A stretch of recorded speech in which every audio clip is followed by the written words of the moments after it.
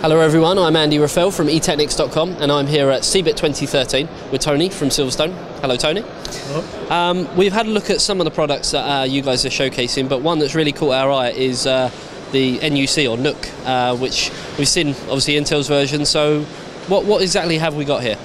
Okay, so what we're trying to do here is to give people more flexibility on how they want to use their NUC case.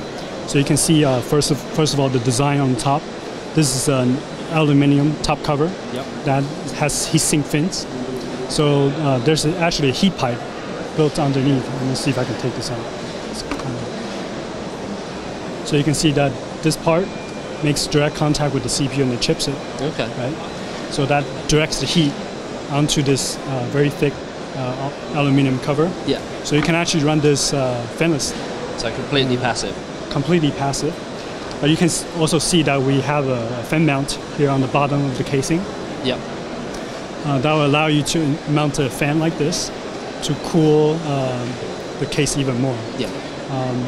You know, some people might be wondering why do we need to do this, and that's because during testing we found out that the external casing can get up to past 60 degrees Celsius. That's going to be hot to touch. Yeah, for CPU that's quite all right. Yeah. Right? But for skins, it's obviously cause very great discomfort. So and with the whole unit being made out of metal, no matter where you touch it, you're going to get burnt. So if you're stowing away the case somewhere where you can't touch it, it's fine to run it fanless. Yeah. But if you're putting it on a desk where somebody have access to it, then children, they might come and grab it, and last thing you want to do is go to the hospital with burns. So the fan there is for optional usage. Okay, so this takes the thin ITX, which it's Intel's NUC. Right. Okay. Yeah. Not thin. Sorry, my mistake. So, what sort of price are we going to be looking at for this? I guess more than anything, would you call it a chassis or an enclosure? How are you going to word this and market it? Box case. We haven't thought about it, but then we have the name for this. It's going to be put inside our Petite series. Okay. The model name will be a PT14. PT14. Okay. And when are we going to be looking at this hitting the market? Probably shipping by sometime next month. Okay. And I guess for the UK readers and audience, they'll probably get this also sometime in late April or May. Okay. Any sort of word on pricing? I really don't know yet. Okay. But we've got actually quite a lot of companies buying these prototypes. Yeah. On the spot and for $200 a piece. Okay.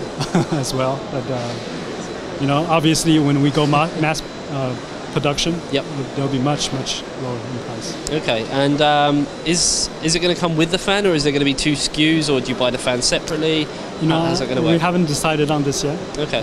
So you could have two SKUs, one with the fan, one without, or just bundle it in any way. If they want to use it, they can use it. If they don't, then they don't. But I'm guessing... So maybe your readers can give us some feedback. Yeah.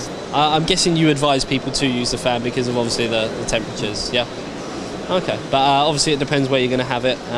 But we did discuss earlier before we started filming this that there's hundreds of different uses for this. I was talking about the industrial sector, POS, HTPC, schools and education, hospitals. There's so many different areas, and obviously, looking at the size of it, possibly a Visa mount capability. Yeah. There you go. So many different markets for it, and I think this could be a really big product. Obviously, with the motherboards, you can fit a small mSATA SSD on there. Lots of USB ports.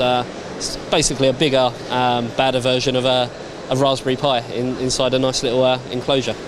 There you go. So yeah, this is Andy Raffel from eTeknix.com here at CeBIT 2013. Thank you very much for your time, Tony, and very interesting to see this come to market.